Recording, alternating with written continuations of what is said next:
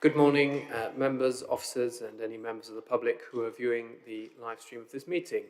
Welcome to this meeting of the Audit and Corporate Governance Committee. My name is Councillor Michael Atkins, and I'm the chair of this committee.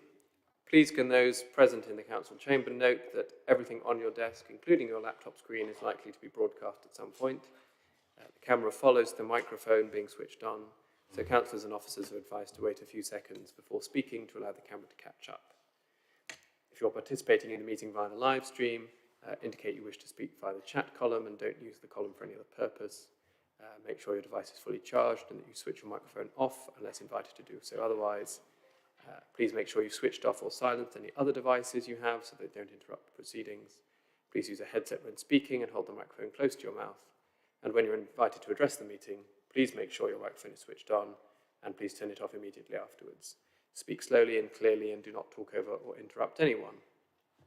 Item 1 of the agenda today is apologies for absence. Ian, do we have any apologies for absence today? We have one apology from Councillor Stobart, and Councillor Redrup is here as substitute. Thank you, Ian, and thank you, Councillor Redrup, for stepping in as a substitute.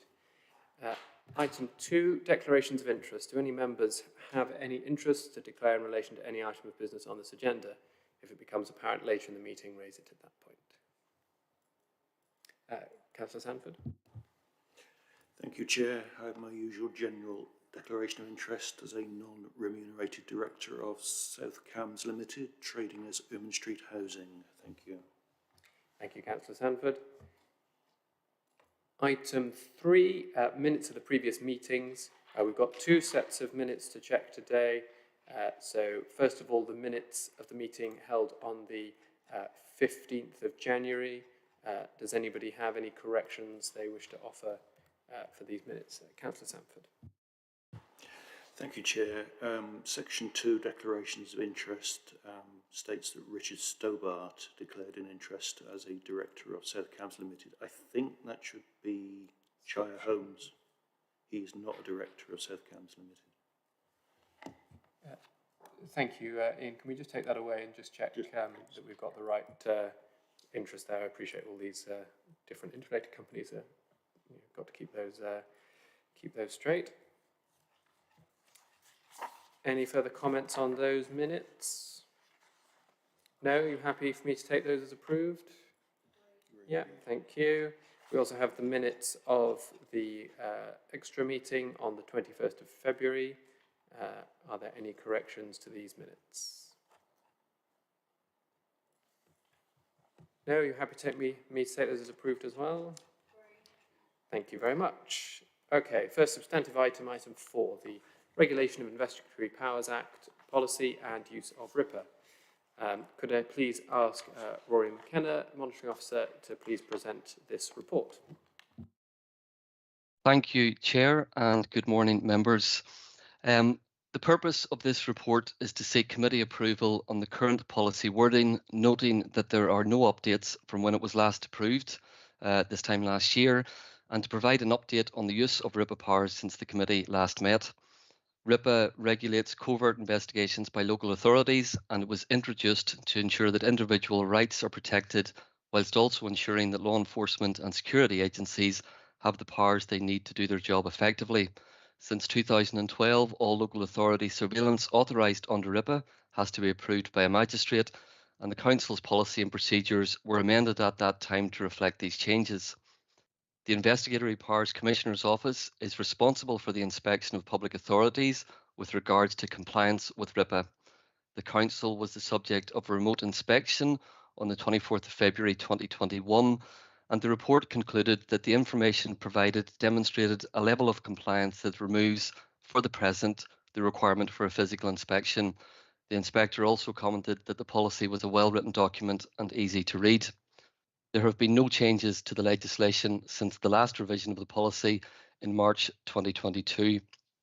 Furthermore, the Council has not used its RIPA powers from the period December 22 to February 23. So members, the recommendations are contained in page 13 of your report, and they are at A, to approve the Council's RIPA policy at Appendix A, and B, to note that the Council has not used its surveillance powers between December 22 and February 23. Chair, that is my report, and I'm going to leave it there. Thank you. Thank you very much. Do any members of the committee wish to comment on the report? Councillor Williams. Thank you, Chair. No, there's nothing in particular, only to note that this will be the last time that Rory is with us for this meeting. So thank you, and I do think we should have made him wait to the end as we normally do, Chair, as it was his last one, but I'll forgive that as it's a short meeting. And thank you for all the support you've shown this committee. Thank you, Chair. Thank you, Councillor. I'd very much like to echo those sentiments. It's been a pleasure working with Rory for the last year, and I know councillors here have worked with him for longer than that, and we were very sorry to see him go. Are there any further comments on this item? Oh, Councillor Markow. Well, I'm not going to let Rory go so easily. I'm going to make him work until the last minute. No, very simply, thank you, Rory, for this report. Rory, do we often use it much? I mean, I've never really seen much use of it. We used to do a bit of it with fly tipping and with some other bits and pieces. Could you give some examples where we've used this in the past? Thank you. So, thank you, Chair. Councillor Howell has indeed decided to put me on the spot at my last meeting, so thank you for that there. I think it's fair to say the RIPA powers have not been used in the last number of years. I can't give, well, I probably wouldn't be allowed to give specific examples of when RIPA had actually been used, because the information contained within that would have been confidential. But Councillor Howell is right that in the past it would have been used primarily, I believe, to try and catch incidents of fly tipping, certainly in areas where it was difficult to try and work out who was actually causing the issue. Thank you, Chairman, and I too wish Rory the very best of success for the future. Well done, Rory. Thank you. Thank you, Councillor Howell. Any further comments? Councillor Redrup. Thank you, Chair. I noted on a couple of pages, it's just some questions about language, really. On sort of page 26 and a few after that, there's a use of gendered language in the policy. I wondered if it was possible to reword that slightly. So there's a bit where he covertly discloses information. Oh, sorry, it starts on 25 actually, and he establishes, he covertly uses. And then on 27, asking him. So just, there's nothing major, it's just a few cases where there's he's and hims. I think page 25, 26, 27, 28. And then I also had a question about the SRO and that being the chief executive. And then I think it says on page 19 that the chief executive is the SRO. And then throughout the report it uses chief executive and occasionally uses SRO, but mostly uses chief executive. But then when I get to the end, I see that our SRO is our chief operating officer. So I just wondered if that needed some clarification, especially as there's a reference to the chief executive officer having a deputy of the chief operating officer. So I just thought that might need some clarification. Thank you. So thank you, Chair. So in regard to the use of the gender language, I apologise for that, and I'm more than happy to take that away and make sure that that is corrected throughout the document.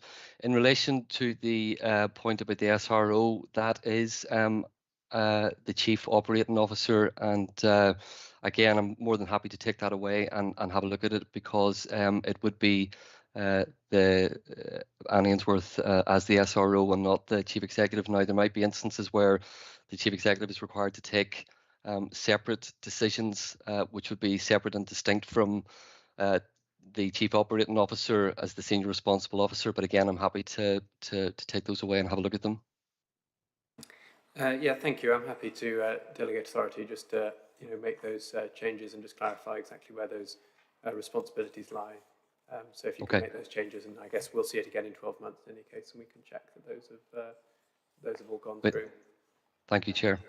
No, thank you, Councillor Redrup. We may one day be very grateful that you've clarified exactly who's responsible for what. It's that kind of thing that can really trip you up if it's ever contested. Are there any further comments on the policy or the lack of use of powers in the last couple of months? I'm not seeing any further comments, so we have been asked to note that the Council has not used surveillance powers, which we have done, and we're also asked to approve the Council's RIPA policy as contained in Appendix A of our agenda today. Are we happy to approve the policy with the amendment suggested? Thank you. Members, we're now on agenda item 5, the governance, risk and control update. Could I please ask Jonathan Tully to please present this report? Thank you very much, Chair, and good morning to you and the whole committee. I hope you're well. This is our regular update on governance, risk and control matters, starting on page 45 of your agenda packs. Getting straight into the details, the first thing we have is the internal audit updates, and there were 3 items to report to you at this time. On page 48, we report back on our review of carbon management strategy. This is a new review. We look at data quality of carbon management on a regular basis, but this is the first time we've looked at the strategy. It's going well. The data is good and robust, but we do recognise it's going to be challenging going forwards. So what we've agreed with the team is to have some programming of reports in the future. I think it is a long-term piece of work, so we may wish to complete another review closer to the target time of delivering the strategy, but it's off to a good start. The next one on page 49 is the National Fraud Initiative, known as the NFI, Data Quality Report. So we recently, at the end of last year, submitted 266,000 records to the Cabinet Office as part of this 2-yearly exercise. Now, as part of that process, we review the data so we can complete a data quality assessment of the information held by the Council. The headline here is that there's been an improvement in data quality since the previous submission back in 2021, which is good news. There's still opportunities to improve the quality of the data in some areas. That's probably quite typical.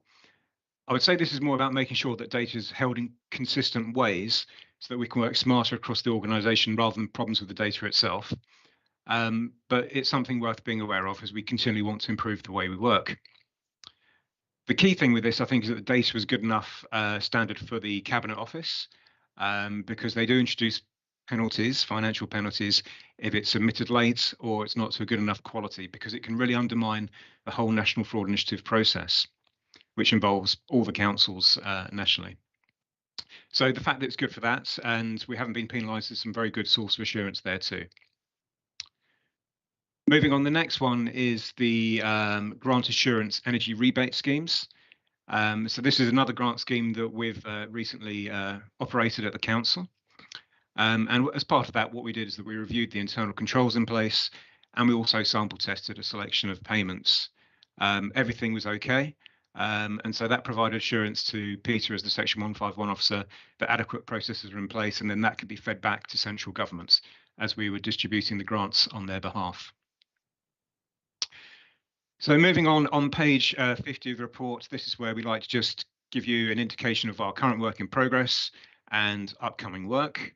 And then moving on from that, on page 51, we've included a little bit of an update on the National Fraud Initiative. I hope you find this useful. What I wanted to do was illustrate the volume of matches that have come back from the NFI exercise. What I must stress is that these are not cases of fraud and errors. They could be, but they could also inevitably be a large amount of what we call false positives, where data has been matched, and it's something that we need to look into, but it could very well be a legitimate and rational explanation for it.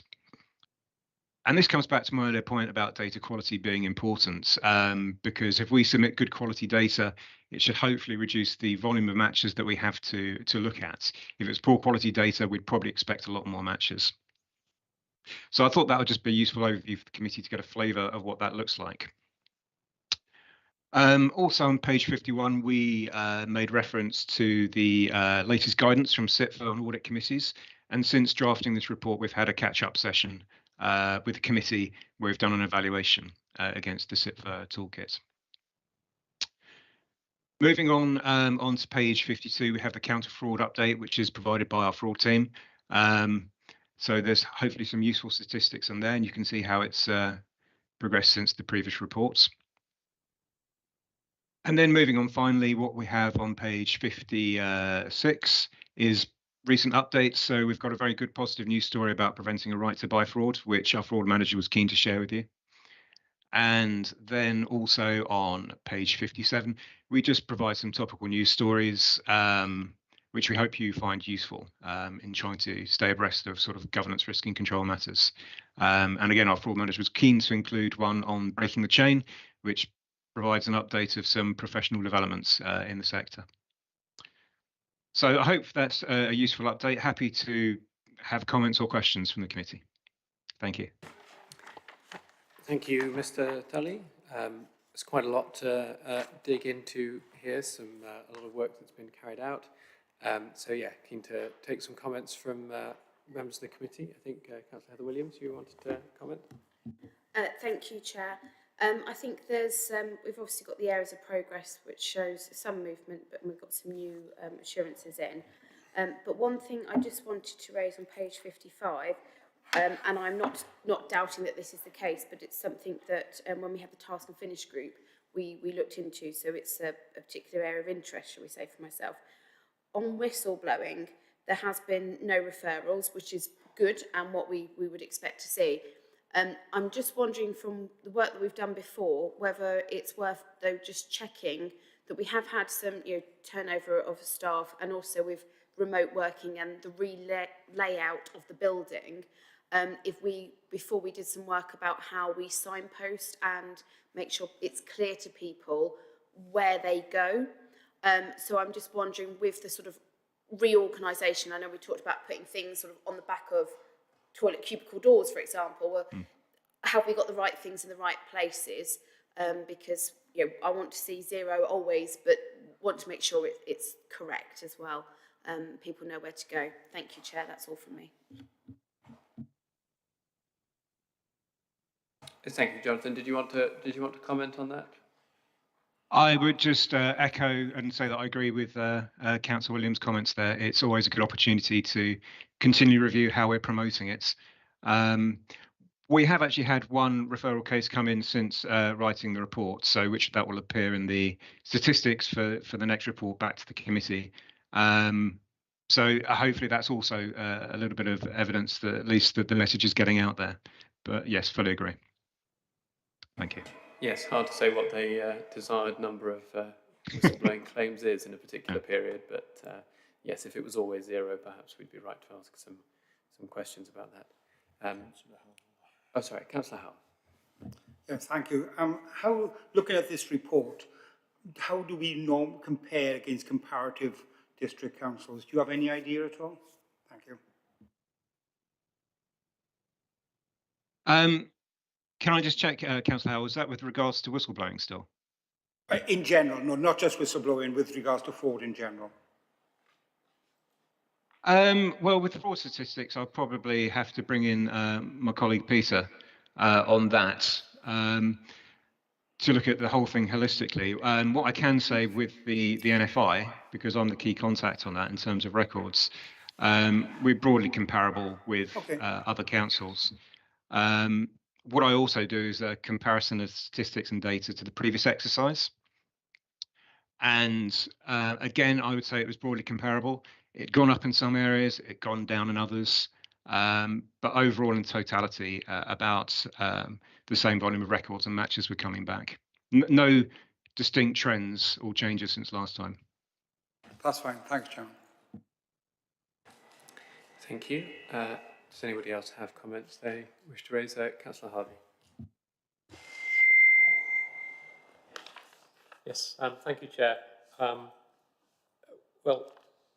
think this is part of the section we're discussing on page 56, the preventing of a specific right to buy fraud, which, first of all, well done, because that's a significant amount of money. But I wondered, as we were discussing in the training session, that Jonathan, your department is a shared service. I wondered, did that come about because of we have a certain kind of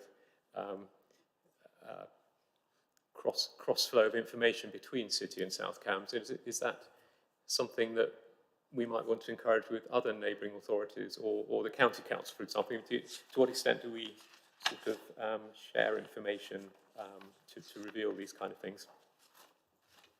And should we do more of it? Thanks.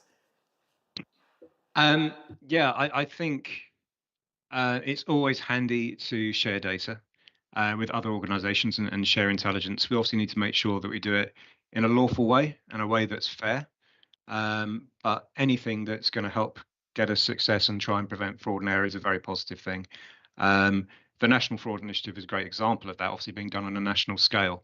But I'm always keen to explore opportunities to do it with more regularity with neighbouring organisations. There are always sort of opportunities to review that in progress. I don't know if Peter wants to add anything more about the fraud team and some of the activities they've got going on there, but I would agree it's something always worth pursuing. Yeah, so I mean, this incident in particular was really quite pleasing because we made the decision when the corporate fraud team was set up to make some additional checks on right to buy applications. There's standard checks that you have to do by law, but you can do additional checks, so we made that decision to do that. And this is probably the highest profile case we've had, but we believe there are others where further questions have been asked and the application has then been withdrawn. We don't know why it's been withdrawn, but we're fairly confident that in those cases they've realised, yeah, let's withdraw the application. So we've been doing quite a lot of work on right to buy, and we're actually doing quite a lot of work on housing fraud generally, because this does seem to be a growth area. And as Jonathan said, you know, talking to other authorities about what they're doing and sharing ideas. I mean, the recent key amnesty, for example, we've spoken to a couple of London boroughs about that because they're interested in doing that. So there's quite a lot of talking amongst other authorities around fraud initiatives, fraud prevention, and things like that. And there's always things that we can learn, but equally, I think people can learn things from us. So it's, I think it's been pretty good, really. I think it's fair to say a number of authorities probably haven't got the level of fraud, the size of the fraud team that we've got. But I think more and more authorities are coming to terms with the fact that actually we do need to put more resource into this area because it does seem to be a growing problem, unfortunately. Thank you. Are there any further comments? Councillor Lehman. Thank you, Chair. I'm not quite sure whether this is a question to Jonathan Tully or to Peter Maddock. I'm just referring to the paragraph at the bottom of page 57, which is about external audit timetables. So in this paragraph, it's been highlighted that nationally, the completion of audits on time has dropped from 97% in 2015 to 12% in 21-22. And then it goes on to talk about how the Financial Reporting Council will be succeeded by an Audit Reporting and Governance Authority. And I wanted to ask whether this change, whether this would, what sort of impact the change in this body would have on us and our audit processes. Thank you.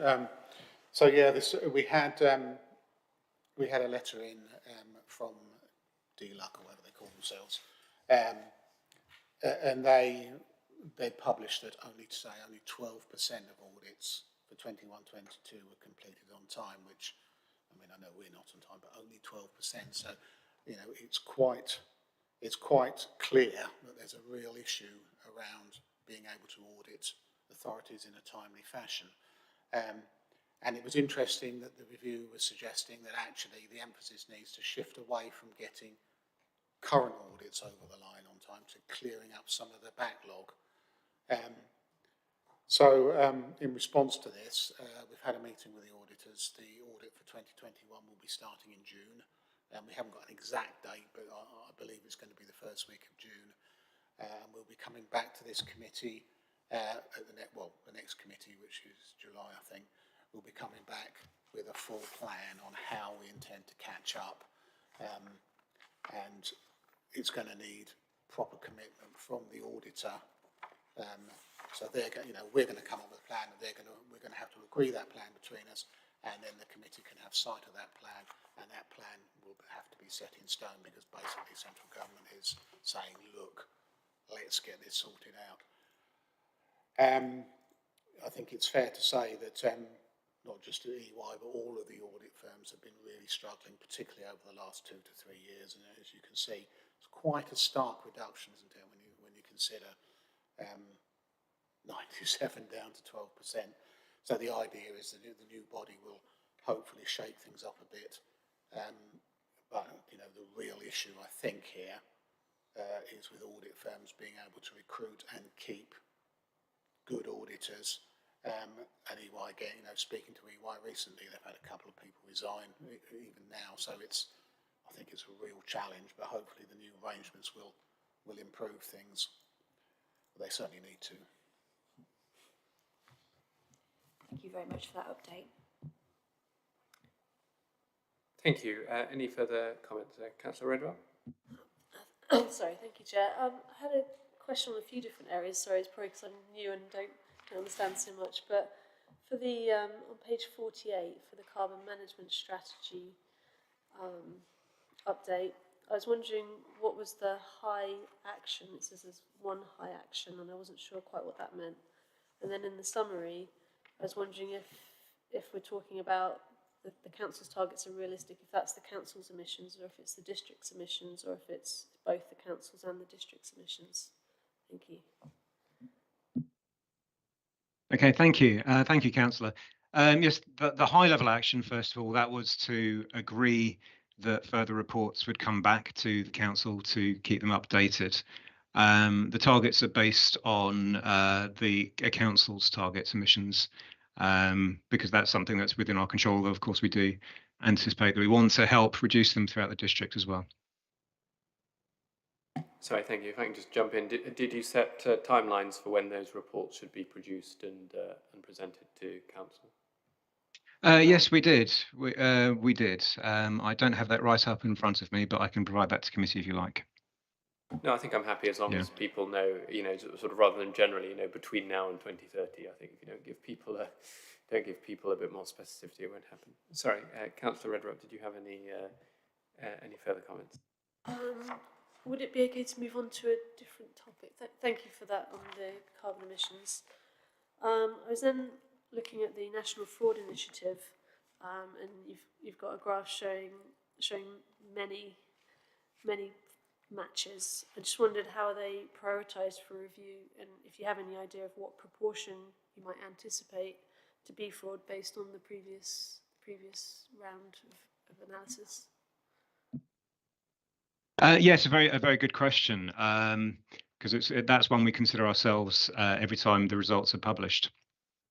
And in fact, recently I had a catch up with members from the NFI team.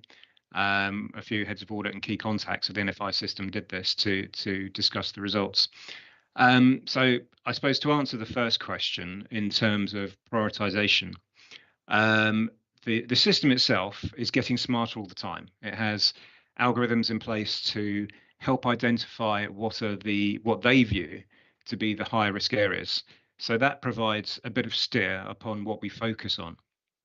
However, that is no substitute for sort of local intelligence and knowledge that we have in our teams at the council when we investigate the matches. So we will also use that local intelligence to prioritise the matches as well. It's recognised, because there's a huge lot of false positives in there, that when we look at it, the matches we'll see recognised straight away they're not frauds. So in terms of priority, we'll focus on the ones which we think have probably got the best chance of recovery or have got the biggest impact. And we will probably sort of process the ones which are lower risk at a later stage.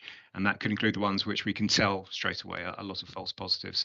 And then we'll go through the system and clear those off.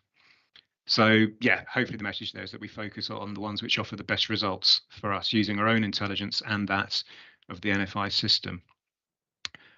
In terms of the volume of how many could actually be fraud, I can't give an answer on that, but I can tell you it'd be a very, very small percentage. of that. But there's two things to consider. There's one is the volume, and secondly, it's also the value, the materiality. So, for example, in terms of creditor payments, it's not just fraud, it can be error as well. If we'd made a duplicate payment, for example, it could pick that up, and that would be really helpful. So we could try and recover that. And that could be a very, very large payment. So that could have a big material impact, even though it's just one record. So yes, it's probably not very helpful, but very, very difficult to anticipate what that percentage would be at this stage. Thank you, Jonathan. Perhaps in future versions of this report, you can give us an update on, having started with these, what is it, sort of 2,000 odd matches, where your team have got to, and anything you've learnt as a result of that. It would be good to see that, sort of gradually coming down, and anything that comes out of that. Sorry, Sure. Sorry, Councillor Redrup, did you have further comments to make? Well, yes, but I think Councillor Harvey's ready to have a go, or shall I finish off? Sorry, hang on one second. I think Peter wanted to come in first, and then we'll go back to you, Councillor Redrup. Yeah, I was just going to comment. We have one colleague that looks at this and goes through them all. I think I'll actually ask and see what sort of response I get. She will know roughly the sort of figures that we're looking at. But it's an interesting point on the creditors. I think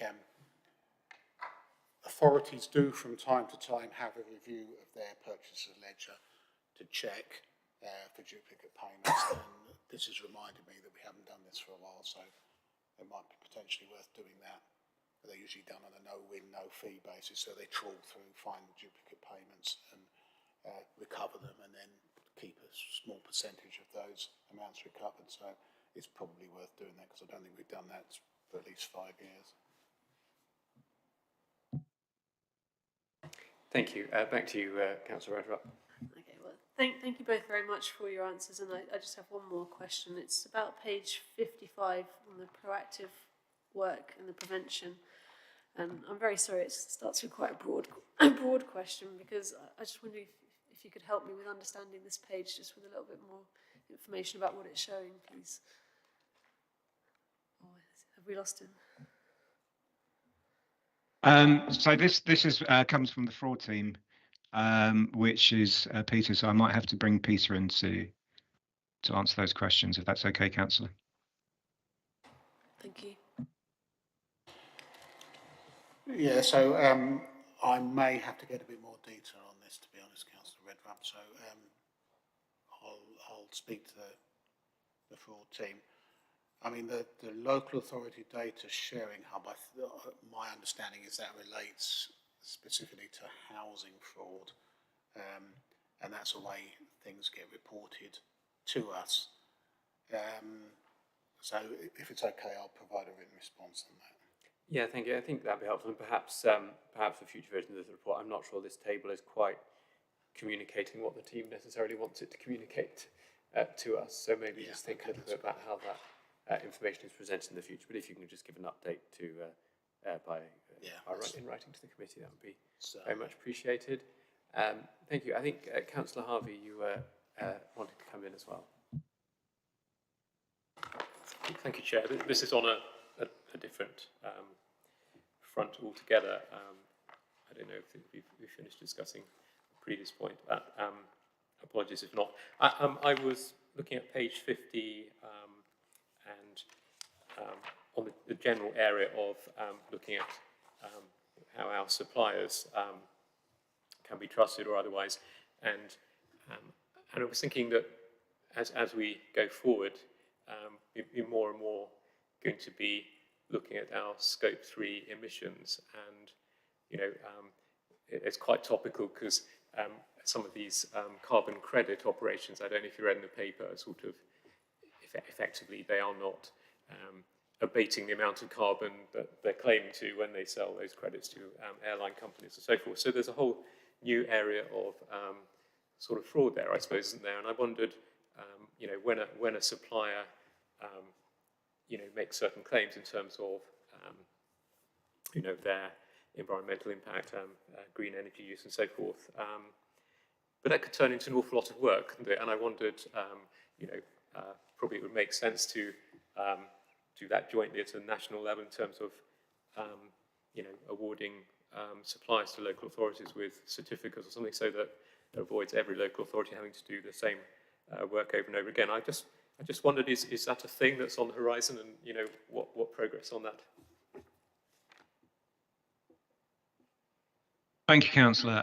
It's not on our immediate short-term horizon, but I think it's a fair observation. It's something we need to be alert to.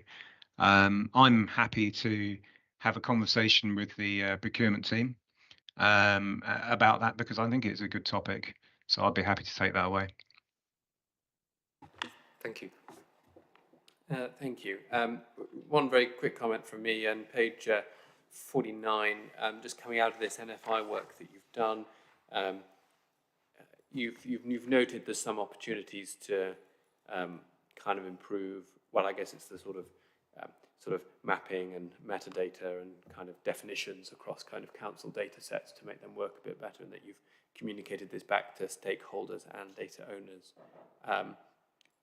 How can the committee get assurance that this work is completed, and what kind of timescales do we think it reasonable to expect people to kind of clean up the bits of our kind of data that we own, so that we can do some more of this work ourselves really in the future?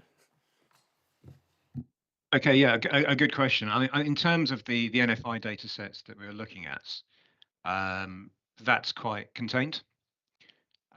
So we could expect that to happen quite soon. We'd probably expect that to happen within 12 months. And we'll certainly see that when it comes around to doing the next data extract. I think there is a broader topic, though, about other data sets in the council, which is something we could be alert to, because there will be other data sets which won't go into the NFI system. And these won't be as big a priority, but they may be something that we want to use in the future. So I think it's helpful to be alert to that. So yes, first question, we can conclude on that work and provide assurance back relatively quickly on the NFI data sets, but there is a broader conversation to be had.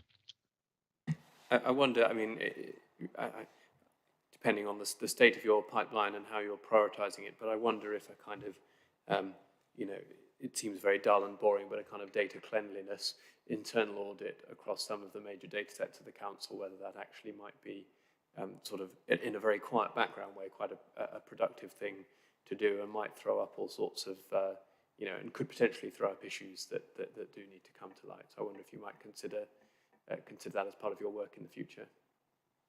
Absolutely. I think, there's a couple of different perspectives how we look at this. I mean, every time we do an audit of a different system, part of our brief will be to look at the data that sits behind it, because we'll use it for testing. So at that point, we'll make definitely sort of recommendations where we can see opportunities for improvements. And also, we actually have a very lively sort of information governance group within the council. And we are part of that as internal audit. So as part of those regular meetings, there is ongoing dialogue about improving data sets. So I would say in some ways we're continually looking at this already. But yeah. Thank you. Are there any further comments on this report before I close the item? I think we're good. So thank you to Jonathan Tully for his report. We've been asked to note the report, and we have done so.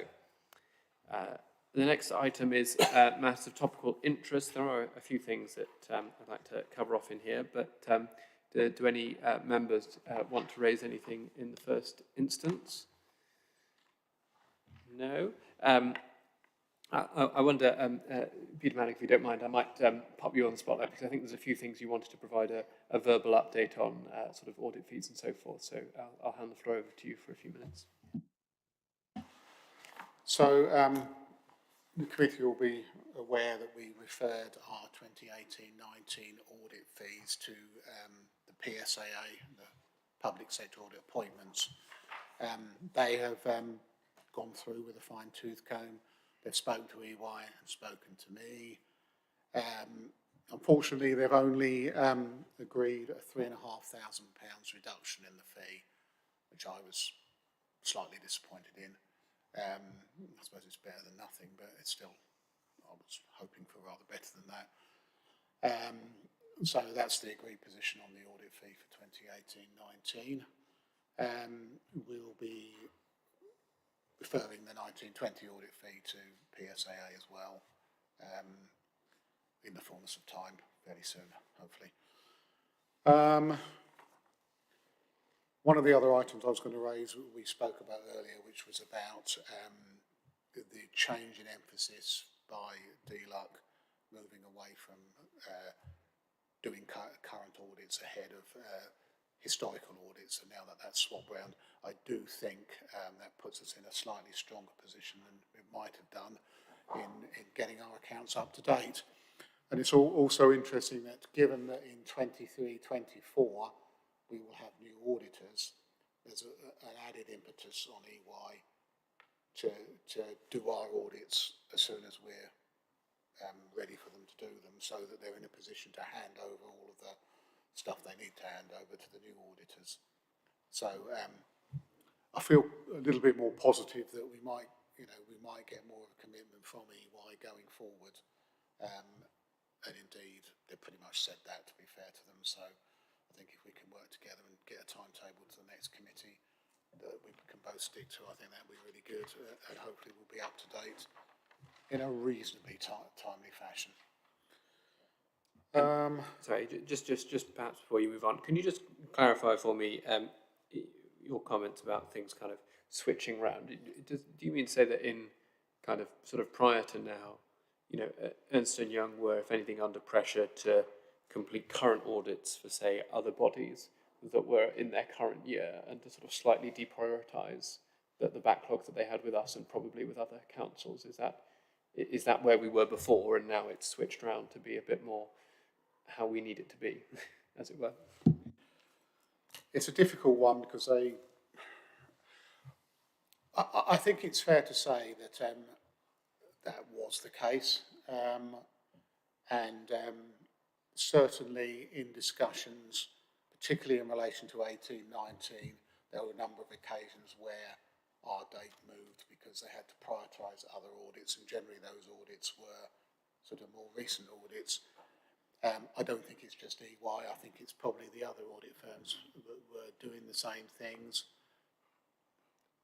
I guess they were thinking, you know, ours is probably going to be a more difficult audit, so I don't know, it's difficult for me to comment, I don't quite know what their thinking was, but quite clearly central government have picked up on this and have made it pretty clear, look, I think you need to change your priorities.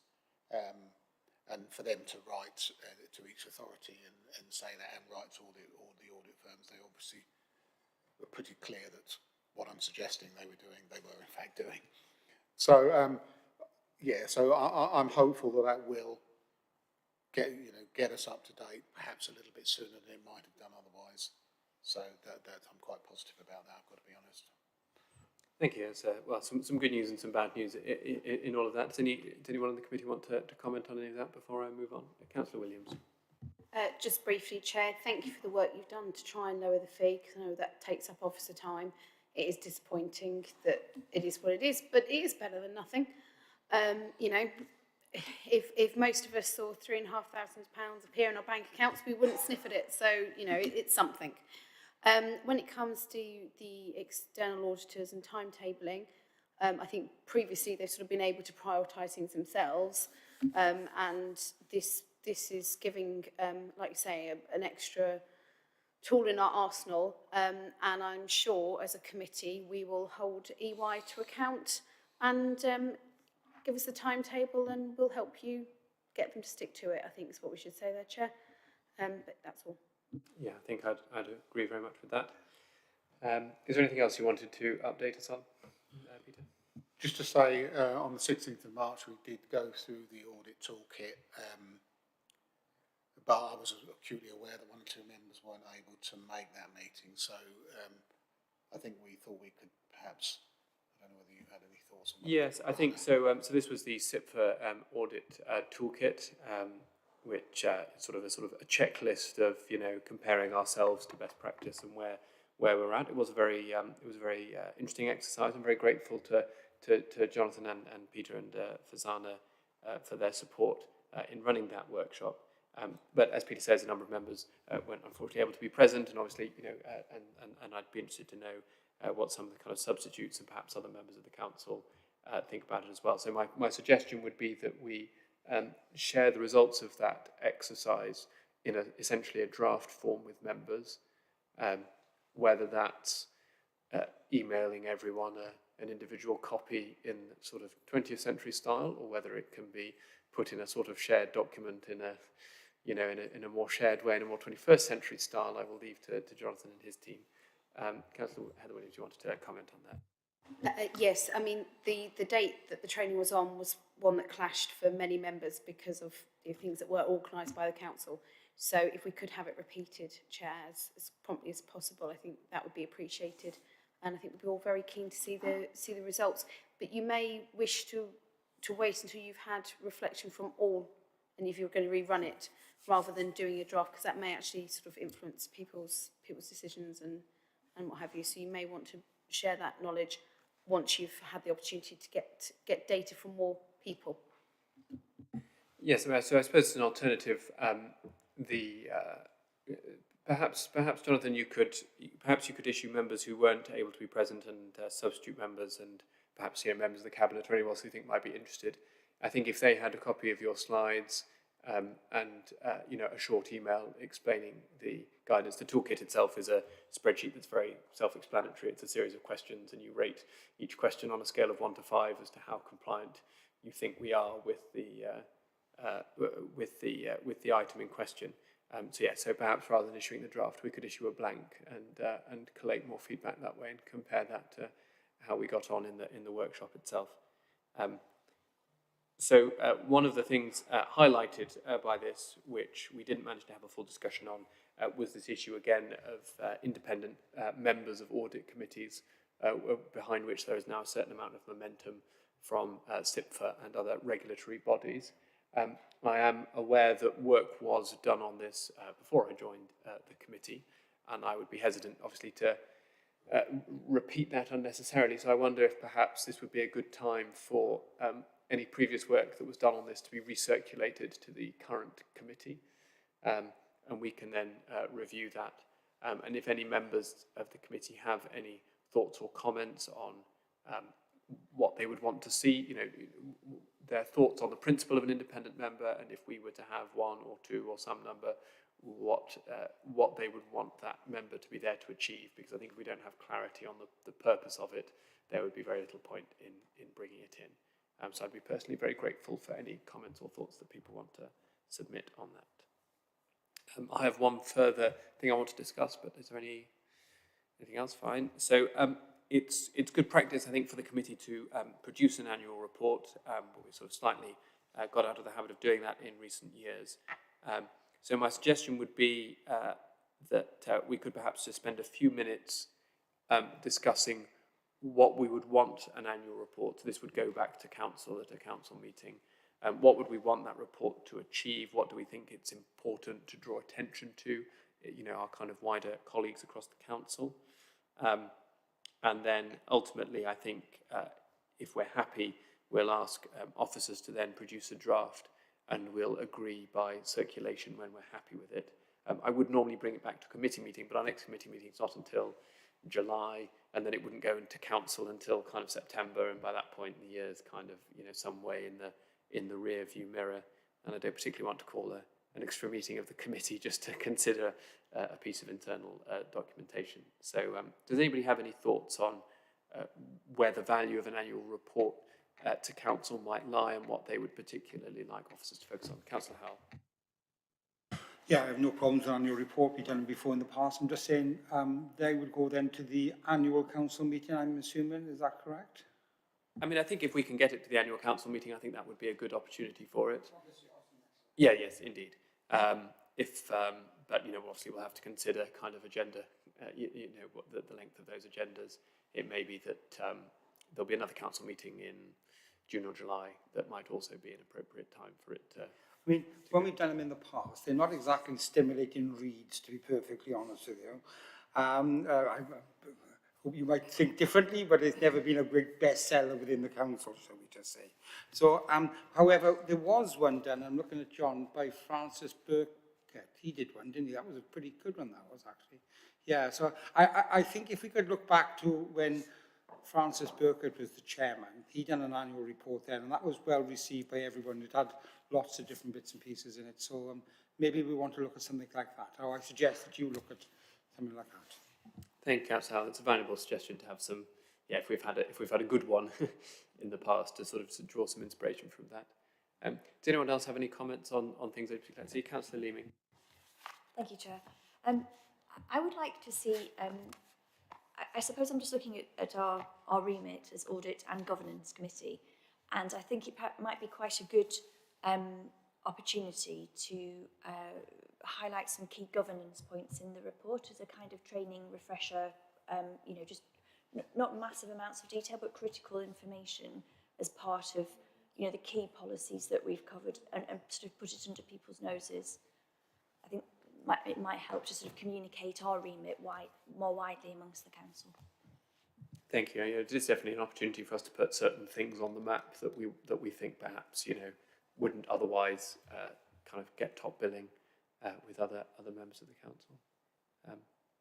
Any further comments? I mean, I think we're starting to build a bit of a picture of some of the things we want to see, and obviously, like I say, I think we can sign this off by circulation in due course, and you know there'll be further opportunities for comments at that point. Are the committee happy with that process? I think in future years we might ask for a draft probably to be brought to this March meeting, but for this year I think by circulation is probably the way to go. So if you're all happy with that, we'll take that away.